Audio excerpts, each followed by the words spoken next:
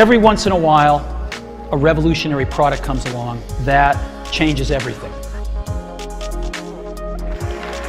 Today, Apple is going to reinvent the phone. And here it is. Why in the world would Apple Computer want to jump into the handset market with so much competition? We use all the handsets out there. It's really frustrating. It's a category that needs to be reinvented. With over 2 billion units sold, the iPhone is the most influential product of all time. It created the modern smartphone and turned the device into an instant gateway to the world. Everything you desire in the palm of your hand. It changed everything.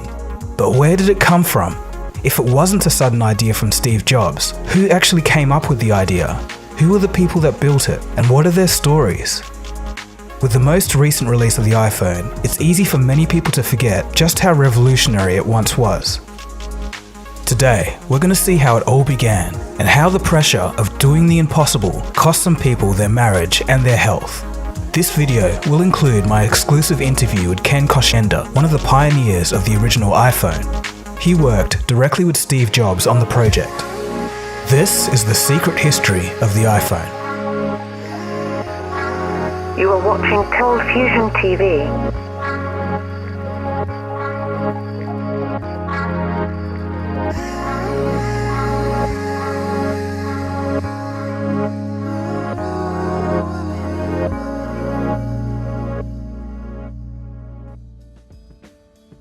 To begin our story, we have to go back to the early 2000s. At this time, human-computer interaction was a mess before smart devices. Manipulating digital objects was a chore. In the early 2000s, zooming in on an image usually meant clicking on a menu, selecting the zoom option, and then selecting the amount you wanted to zoom in by. How we zoom in on an image today couldn't be more different. We can simply pinch a screen and manipulate it with our fingers. Back then, such interactions weren't obvious and only became possible with touchscreens. Touchscreens existed back then, but they were predominantly resistive touch.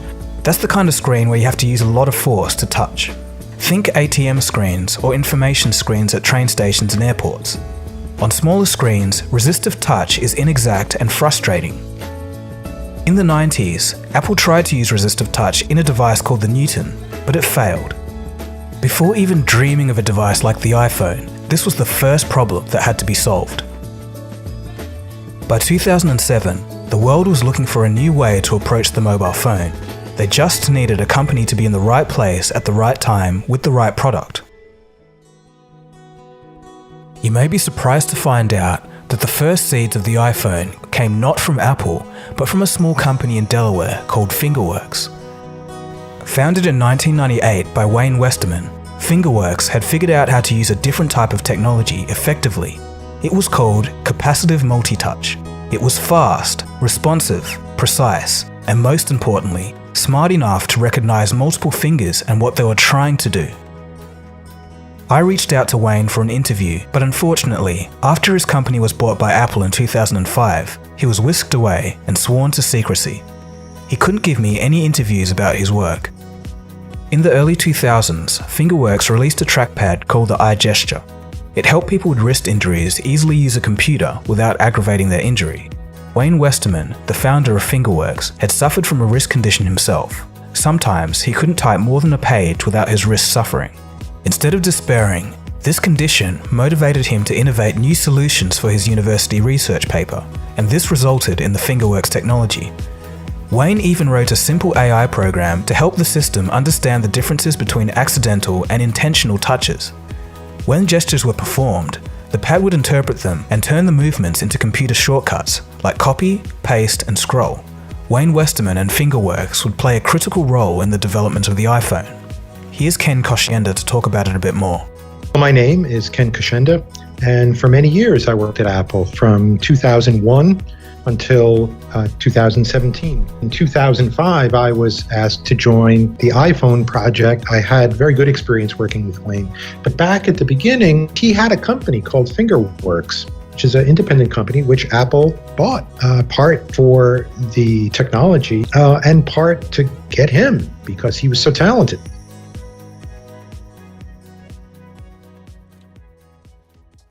Early on, Steve Jobs hated the idea of Apple making a phone.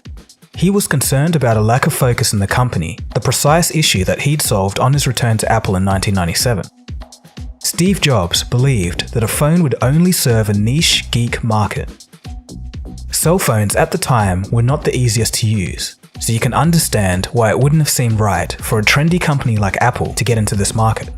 As we all know, this sentiment would later change.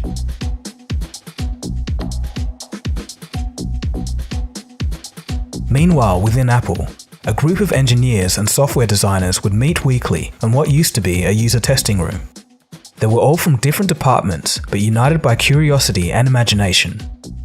They realized that the web and digital revolution was bringing richer and ever more complex media to computers. They realized that clicking and typing may not be the best way to navigate this new future. What if there was a more fluid way to interact with content? With this idea, they would start an informal human-computer interaction group within Apple. Their goal was to improve our interactions with technology. One day in 2002, an Apple employee by the name of Tina Huang brought a Fingerworks device to work due to a wrist injury. It was a black, rectangular pad that allowed the seamless execution of complicated computer tasks by just the use of her fingers.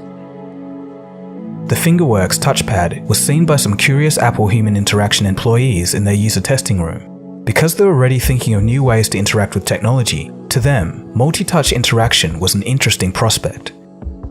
Inspired, they whipped up a demo to show Apple's marketing department. Using the multi-touch gesture pad and a projector, they displayed an interactive image of macOS. The idea was that you could use finger-based gestures on the pad to manipulate elements of the desktop software. The demo was met with minimal enthusiasm from the marketing team. They just didn't see a need for it, and how could they? There was no product that would really need it. Unfazed, the interaction group continued to have weekly meetings to discuss the possibilities. Johnny Ive, who was one of the weekly members of the informal group, had also shown Steve Jobs the concept. Initially, Jobs rejected it. He remarked that it would only be good for, quote, reading something on a toilet, end quote. Johnny Ive, being of a sensitive nature, took the comment personally and was hurt by it. After some further thought, however, Jobs warmed up to the idea and the project would be greenlit, but it became riddled with problems and was ultimately shut down. In July of 2004, Steve Jobs had a surgery to remove a tumor in his pancreas.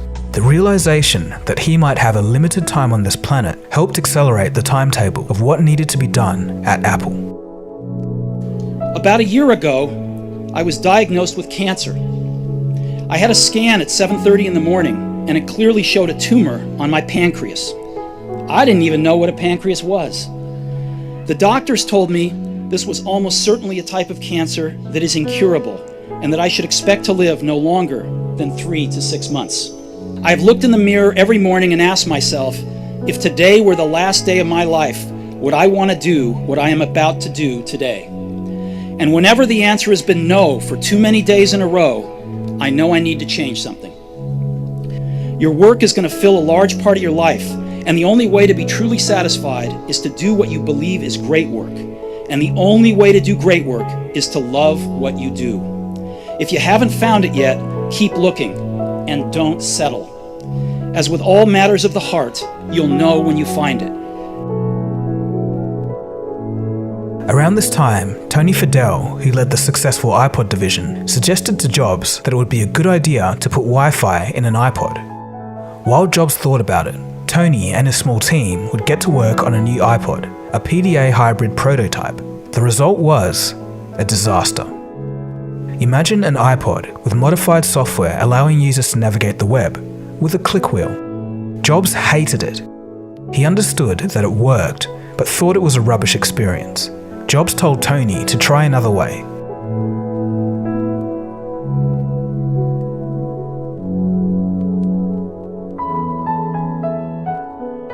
In 2005, Bas Ording, a programmer and UI designer, received a call from Steve Jobs asking him to make a demo of a touch interface of a scrolling list. Steve now wanted to do a touchscreen phone. Demos were the way that Apple as a company worked through creative concepts and ideas to see what could be the next product. And then we would make demos and something you could try out right away. And the thing is, these first demos and prototypes are never any good. You think that there is going to be some genius aha moment, but it never works like that. Well, hopefully, there's some little kernel in there. There's some aspect of it that's stronger than other aspects of it. And so you go and look for those strong parts. Natural world uses natural selection generation after generation, improving and improving. In technology, we have creative selection, taking our ideas and building up a product from these humble beginnings. It's a long, iterative, evolutionary process. While Ording was making the contactless demo, he noticed that when scrolling, the text image would suddenly stop when he hit the bottom of the screen. Because of this sudden stopping of all the motion, he thought that his code had crashed. After some time, Ording noticed that he had in fact reached the end of the list. This gave him an idea. Why not have the image bounce so that there's some visual feedback that lets you feel like you've reached the end of the list, and not like it suddenly crashed? This was the genesis of the rubber banding effect on the iPhone. When Steve saw Ording's rubber banding effect for the first time, he realized that a phone could indeed have a touch interface. While work on the scrolling list demo was happening, other touchscreen projects were secretly going on at Apple as well. As cool as these demos were, there were no more than a bunch of disjointed concepts. Some pinching and zooming here, a few widgets there, some notes, and a calculator, but nothing with a unified structure. Steve wasn't impressed with the disjointed array of demos. It didn't seem like there was a product to sell. In early 2005, Jobs gave the team 2 weeks to create something great, and it had to be great, or else. A small team at Apple spent 2 sleepless weeks trying to get the company's first touchscreen phone right. They focused on the vision of a phone and its function. How do you make a phone call on a touchscreen? How do you get from a calendar to web browsing? What's the logical flow of getting from one application to another? Amazingly, by the end of the 2-week period, they had something to show Jobs. The first time Steve Jobs saw the prototype, he didn't jump for joy or exclaim anything. He was silent. Sitting back, he said, "Show it to me again." He was, in fact, blown away. The project would be top secret within Apple from that point forward. Around the same time, Apple would purchase Fingerworks, bringing Fingerworks' whole team on board to try and help figure out this new jackpot.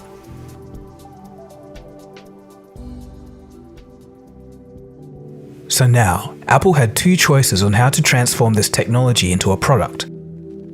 1. Enlarge the already successful iPod into a phone, or 2. Shrink macOS down into a phone using Fingerworks touch technology. Nobody knew which would work best, so Steve let both ideas run. The iPod enlarging team was led by Tony Fadell, and the multi-touch macOS team was led by Scott Forstall. Forstall's team was seen as the underdogs. After all, Tony Fadell had helped push millions of iPod sales and was also working on 2 smash hits, the iPod Nano and the iPod Video. The battle had begun. Neither team was allowed to know what each other was doing. In fact, the hardware guys weren't allowed to see any software, and the software guys weren't allowed to see any hardware. Hardly anyone working on the phone at Apple knew what the device was going to look like until the keynote, and they weren't given a solid date for that either.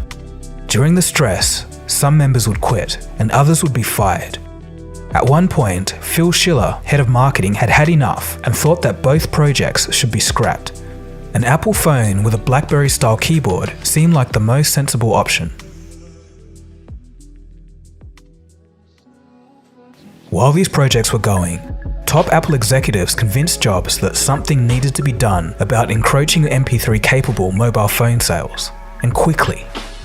Jobs agreed to partner with Motorola, the coolest phone company at the time, with their thin Razr phone. They would make an iTunes phone. The idea was people would try out iTunes on the phone and then hopefully go off and buy an iPod. Apple would have no involvement in the hardware, only focusing on iTunes integration. The result was the Motorola Rocker. Already outdated on release, the thing just sucked. I go there and I just resume my music right back to where it was. Well, I was supposed to resume my music right back to where it was.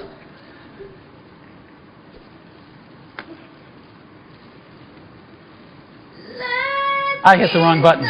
But you can resume your music right back to where it was if you hit the right button. The rocker was so bad that it was soon being returned at a rate of 6 times higher than the industry average. Consumers were expecting something big from Apple, and this wasn't it. After the Motorola failure, Jobs returned his attention back to the iPod phone, which was Tony Fadell's team, as it was the safer option. He still did leave the Touch macOS team led by Scott Forstall to continue. Tony's team tried a plethora of designs, one of which was similar to an iPod video, but with a phone mode.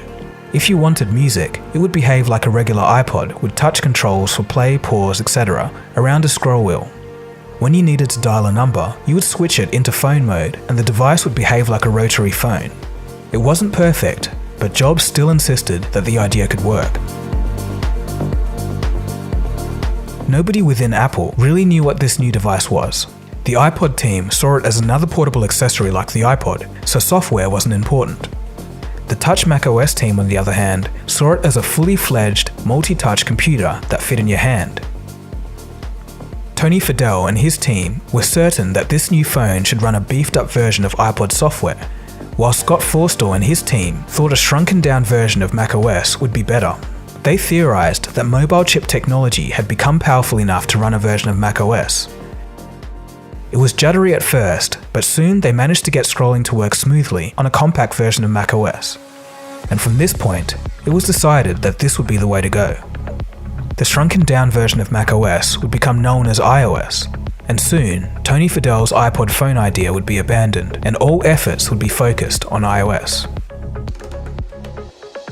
As the software began to take place, details had to be ironed out. How do you unlock this thing without doing it by accident in your pocket? There's actually an interesting story to how this was solved.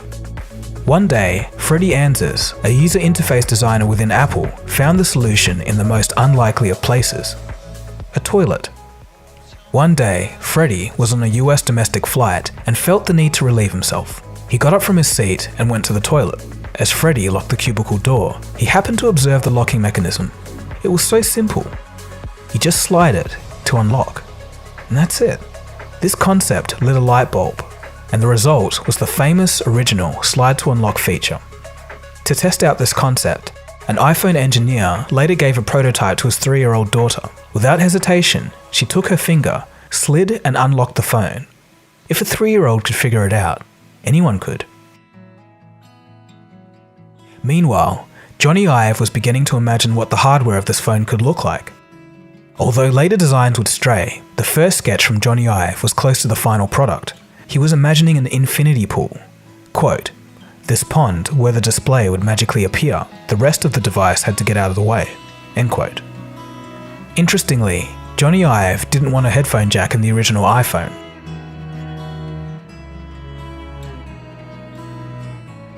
As the project dragged on, tempers rose within the company due to secrecy, competition, and the time pressure of the project, and it was no wonder. Everything the teams were making was new. Touchscreen technology was in its infancy. The Apple engineers had to figure out how to make a transparent version of multi-touch mass-producible. Untested custom chips had to be developed. Cell reception had to be worked out. Material designs needed to be perfected. Basically, these teams, which had never made a phone before, were now trying to make the most ambitious device ever imagined. Imagine how it must have been for the developers too. If any app they were working on crashed, it could have been because of virtually a million things, from their coding to any one of the numerous experimental hardware components. By February of 2006, the team at Apple still didn't have a CPU, basically the brain of the device, and they were supposed to ship in a year. They decided to contract Samsung, who they'd partnered with previously for chips within the iPod. They asked Samsung if they had any powerful CPUs within certain specifications, and they did, but the only thing Samsung had was from a cable box. Without telling Samsung about the iPhone, Apple said they would need modifications to this chip in just 6 months. This is much less than half the usual development time for a new chip, and this would later cause problems. By early 2006, the iOS software was making great progress. But the keyboard still sucked. It was just too small to type on, and it failed in all of the demos. Without a good keyboard, the whole phone wouldn't have worked. Realizing that the entire project was in jeopardy, Scott Forstall paused all development of applications on iOS and made everyone focus on the keyboard issue. Everyone on the team built keyboards for 3 straight weeks. When it came time to test the results of their work, they all still were no good, and there was only one engineer left to demonstrate his keyboard. It was Ken Koshienda. Nervously, he set it up for Scott to type on. Surprisingly, it worked, and it was accurate. The breakthrough was made by using primitive AI to figure out what was actually being typed, essentially a predictive text. For example, if you were to type the letter T, there was a high chance you're going to type the letter H next. So the keyboard would make the contact region for H larger without changing the appearance of the button to the naked eye. Ken also had the foresight to use a dictionary to power suggestions and autocorrect. It was clear to me after the first couple of demos that since the screen was so small and since there was no tactile feedback on the touch screen, that there was going to need to be some new element. Now, my first ideas were different shaped keys, different ways of highlighting the keys so that you would just move your fingers, but that was a failed idea. That didn't work. And so it was the dictionary and software assistance, the notion that some code running in the background, looking at your touches on the screen and trying to figure out, well, what did you mean? And so combining that notion with the notion of a dictionary and a lot of work, and a lot of experimentation helped to produce that first result of autocorrection for the first iPhone. Without Ken's ideas in that high-pressure moment, it's possible that the iPhone wouldn't have made it off the ground.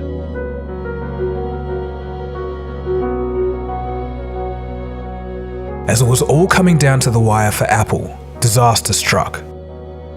Just 3 months before the launch, the custom CPU chips from Samsung still had bugs that caused the phones to crash.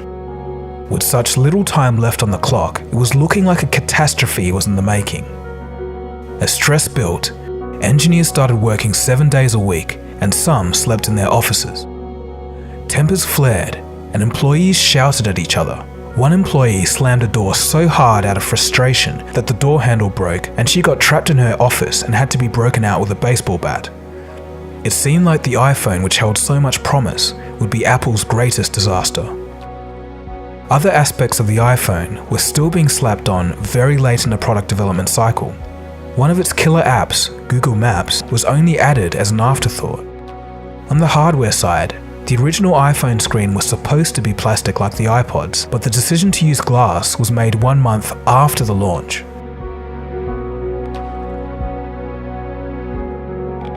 When the day of the keynote came on January 9th, 2007, none of the teams at Apple knew exactly what the final iPhone product would look like, even though they had worked on the project for years.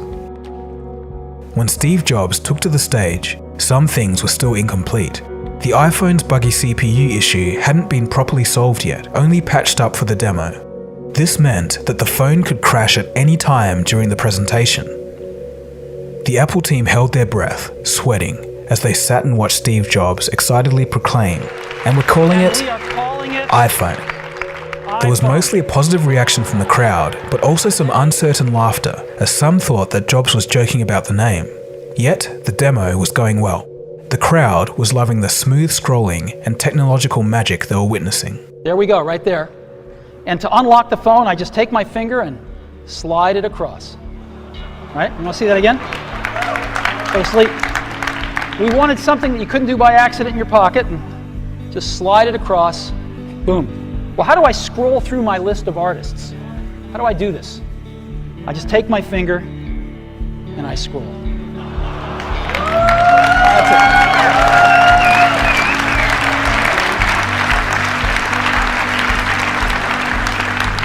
Isn't that cool? A little rubber banding up when I run off the edge. We call it the pinch. I can bring them closer together or move them further apart to make it bigger or smaller. And so I can just move them further apart and stretch the image.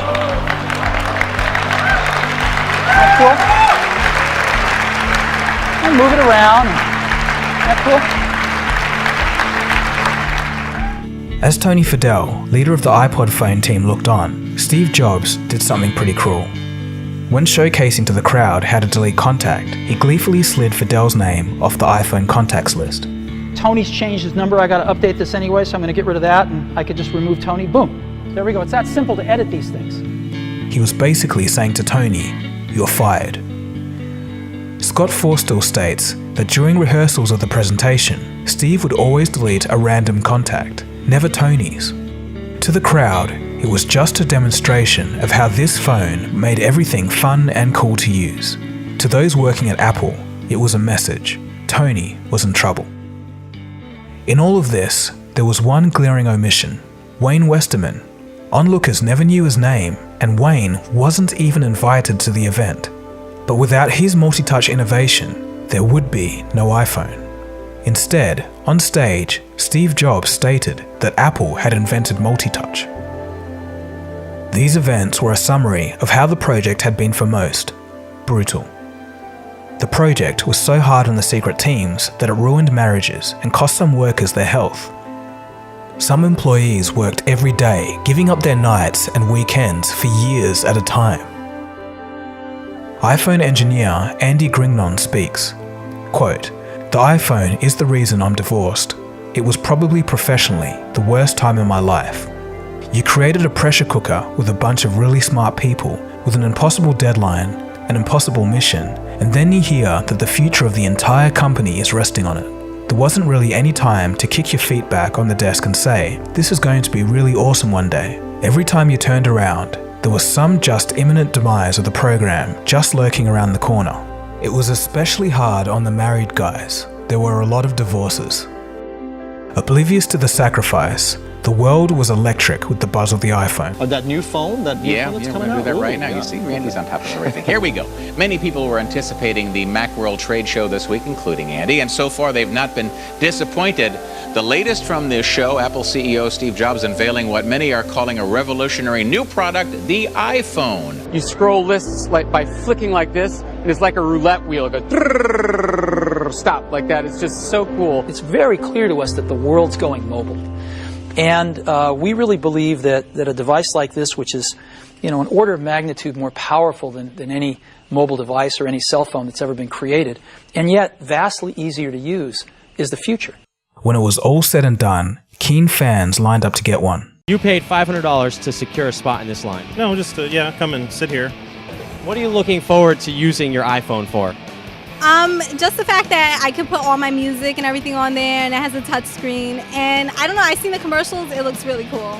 For me, in 2007, after seeing Jobs' demo of scrolling and gestures, it made sense to me that this was the perfect interface for a small screen device. The iPhone had way more than 1,000 times more computing power than NASA did in 1969 when they put man on the moon. Yet it was super easy to use, with a full web browsing experience to boot. Even children could pick up an iPhone and know what to do. Capacitive multi-touch and gestures had broken down the walls of human-computer interaction. The future had arrived. Finally, a computer in your pocket. As Apple software engineer Henry Lamerix would put it, quote, "We took a Mac and we squished it into a little box," end quote. Other small touches, like a proximity sensor that turned the screen off during a phone call so that it didn't touch your face by accident, and an accelerometer that could sense if you're holding the phone in portrait and landscape, made the whole package feel like magic. Today, it's just so easy to forget just how much of a leap the original iPhone was. What followed the iPhone was a complete shift in how we thought about technology. Now, information and news was instant. We became totally connected all the time. Though in the next decade, this overconnectedness would cause some issues.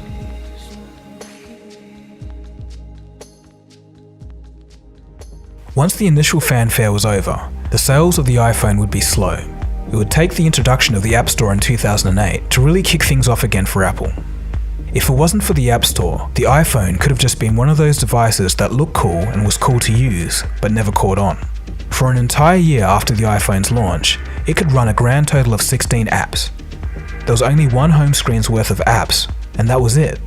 And this isn't to mention how limited the iPhone was compared to some other devices out there. It had no multimedia messaging, no video camera, no cut and paste, no 3G, and the list goes on. But that wasn't important. Nokia, BlackBerry, and the rest of the established phone companies had been providing these features for many years. But the difference was, for the first time, a device was now a changeable blank canvas with no buttons. Since the device could run apps on it, the iPhone's software creators could make it whatever they wanted it to be. Their creativity was only limited by their imagination and the hardware capability. Today, billions of apps have been sold, and the mobile app space has become a new industry. Companies like Nokia, BlackBerry, and Palm thought they knew the game, but they couldn't visualize the future. They thought things would never change, and before they realized, it was too late to prosper in this brave new world. Google was working on their own BlackBerry-style phone with a hardware keyboard, but when they saw the iPhone presentation, they abandoned that idea and went for full touchscreen. The result was the very first Android phone. But that's a story for another day.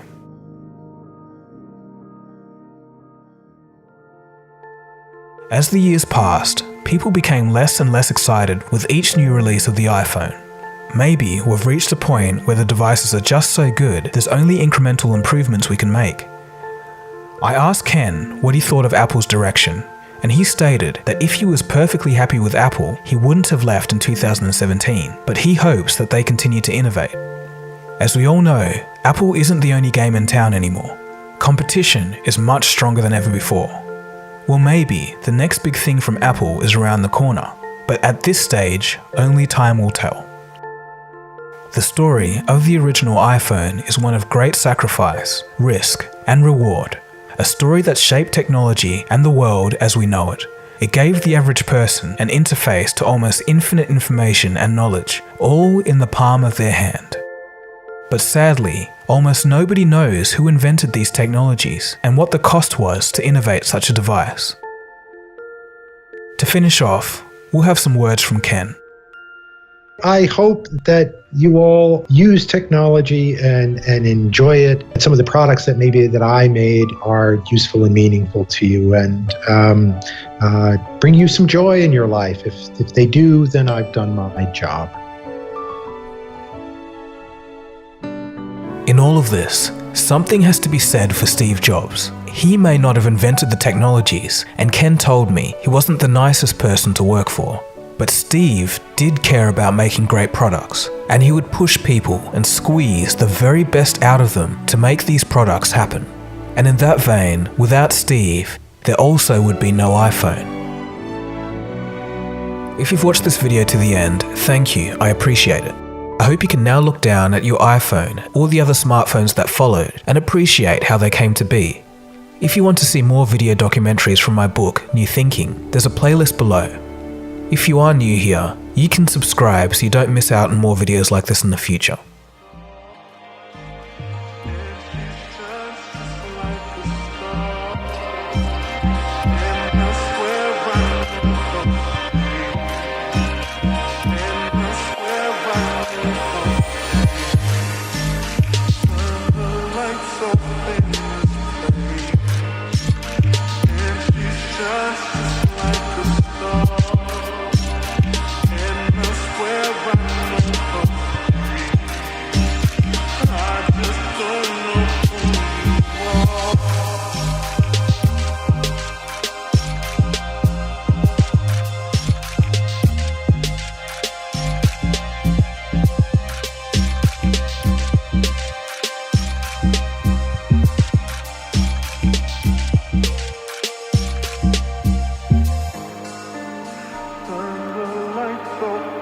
Cold fusion.